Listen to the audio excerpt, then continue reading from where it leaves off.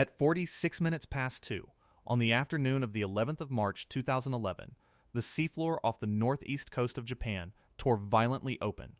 In a single colossal motion, a slab of the Earth's crust nearly 300 miles long suddenly lurched, and, all across northeastern Japan, the ground began to shake.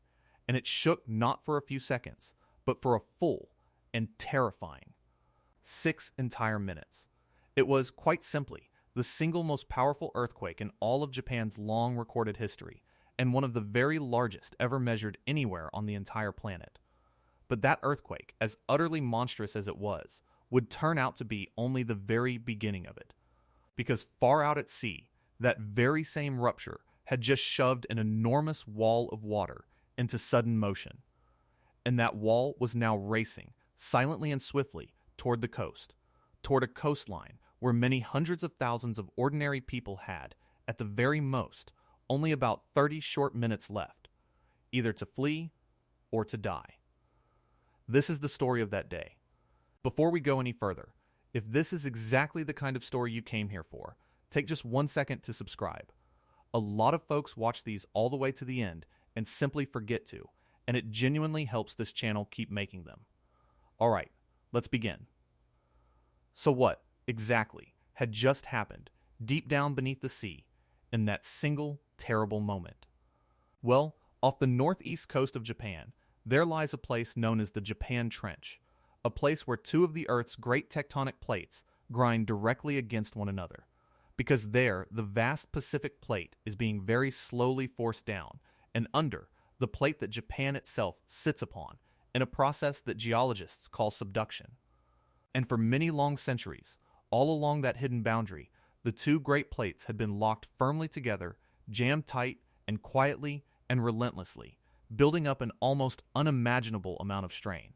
And then, on that March afternoon, the lock finally, and catastrophically, broke, the fault ruptured, in a truly colossal megathrust earthquake of magnitude 9.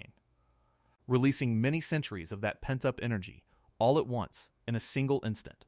The seafloor itself lurched violently sideways by as much as 50 whole meters, and heaved bodily upward by several more. The entire main island of Japan was shoved eastward, all at once, by around 8 feet, and the event was so staggeringly violent that it actually, measurably, shifted the whole Earth slightly on its axis, and, in doing so, it even very slightly shortened the length of a single day. If you happen to have seen my recent video on the Cascadia fault, then this will all sound eerily familiar, because this was the exact same kind of earthquake, a great subduction megathrust, the single most powerful type of earthquake that our planet is even capable of producing.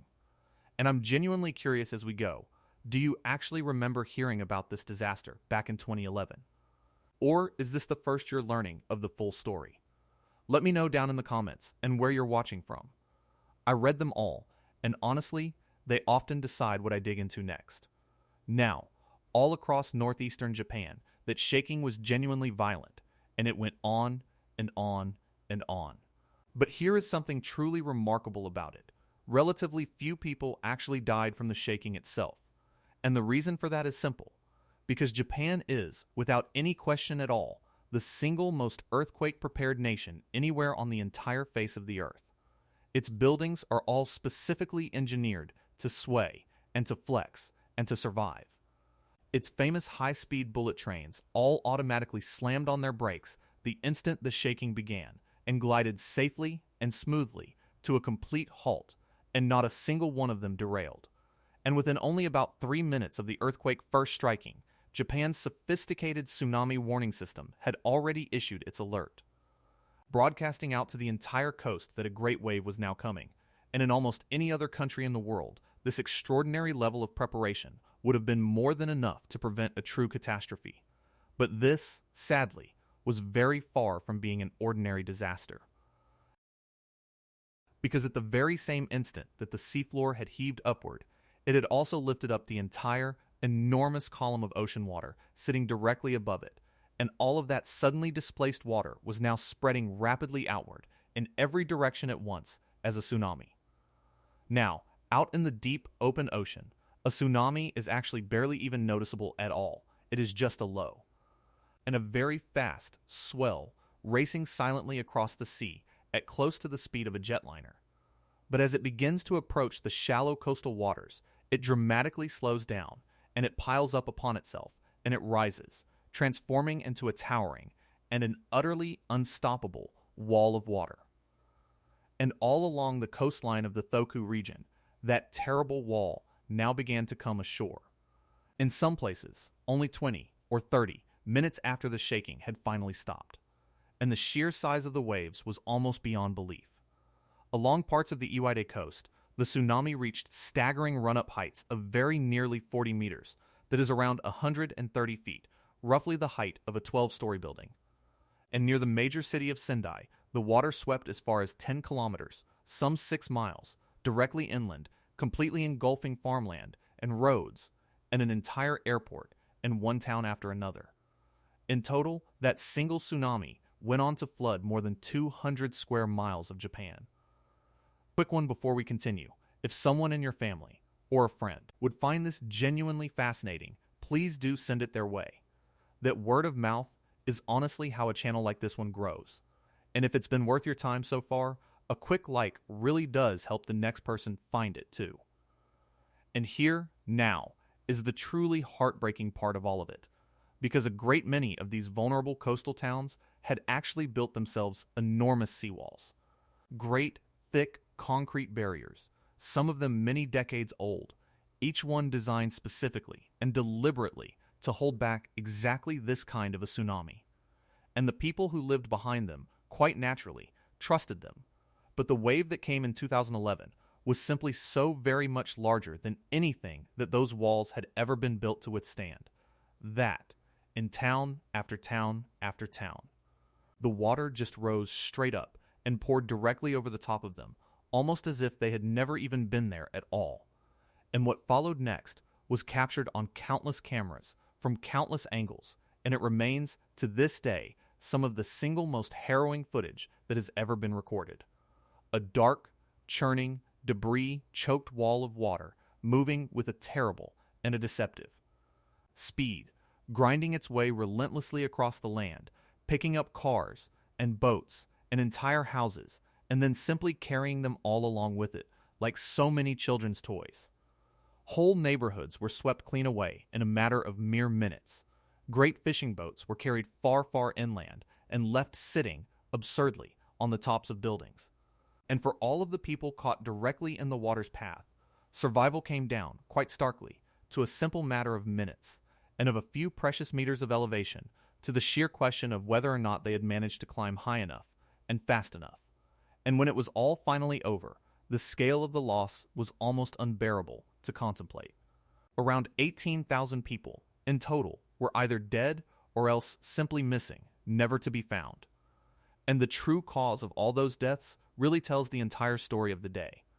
Because the overwhelming majority of them, more than 9 out of every 10, did not in fact die from the great earthquake at all. They drowned.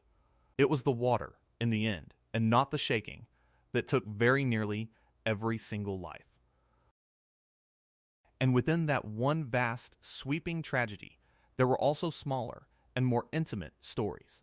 Stories that captured the day's hard lessons with a terrible and an unforgettable clarity. At one elementary school, called Ōkawa, sitting near the coast, the teachers tragically hesitated in the minutes after the quake, unsure of whether to flee up to the nearby hills, or instead to stay put and wait. They debated, and they delayed, for several precious minutes. And when they finally did decide to move, it was already too late, and the wave caught them out in the open. 74 of that one school's children lost their lives. But then, in another town entirely, called Kamaishi, the local school children had all been drilled, relentlessly, and for years, on one single simple principle that the very moment the earth begins to shake, you run, immediately, for the high ground, all on your own, and without ever waiting for anyone at all to tell you to go. And so, when the great quake struck, they ran, and very nearly every last one of them survived. The difference between those two schools, the simple difference between a moment's hesitation, an immediate, decisive action, was, in the very end, quite literally the entire difference between life and death. And there was one more story of foresight that day, on an even larger scale.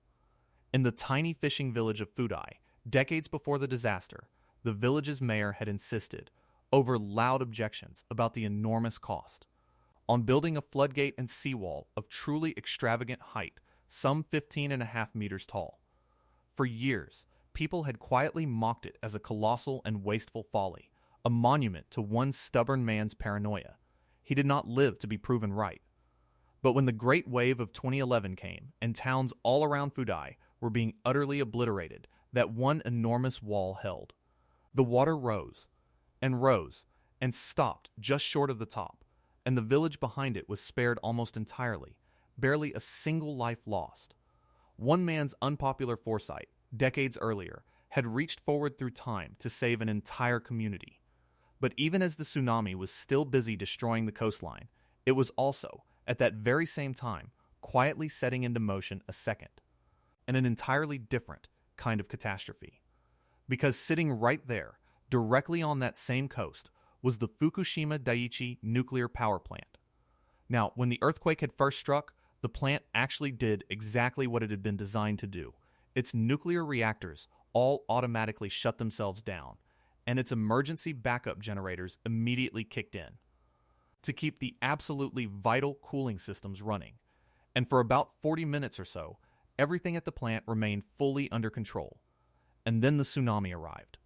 The plant had been protected by a seawall built for a wave of only around 5 or 6 meters in height. The wave that actually hit it was closer to 15.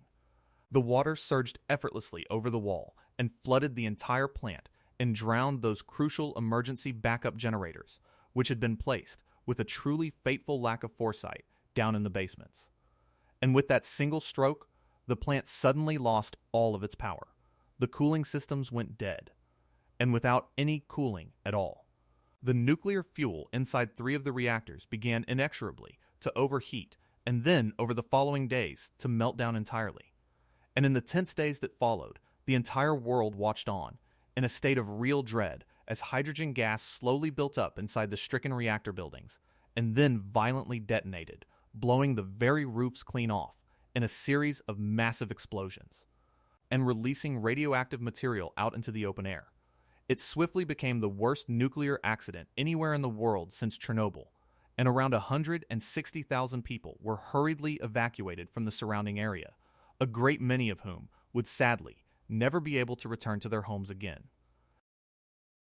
But here now, I really do have to add something genuinely and critically important, because this next part is very, very widely misunderstood. Because for all of the sheer terror of that meltdown, the radiation that was actually released at Fukushima has in fact been directly linked to only a very, very small number of deaths, by the official counts, essentially just one single person. The tsunami, remember, killed some 18,000 people, but the radiation, so far at least, has directly killed almost no one at all. What the nuclear disaster truly did cause, instead, was something quite different.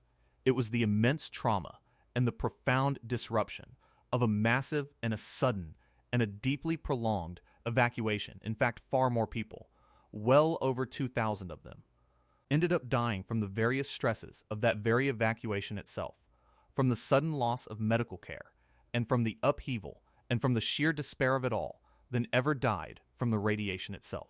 And it stands as a genuinely sobering reminder that in any great disaster, the panic and the disruption that follow can sometimes end up causing even more harm than the original physical hazard that first triggered them.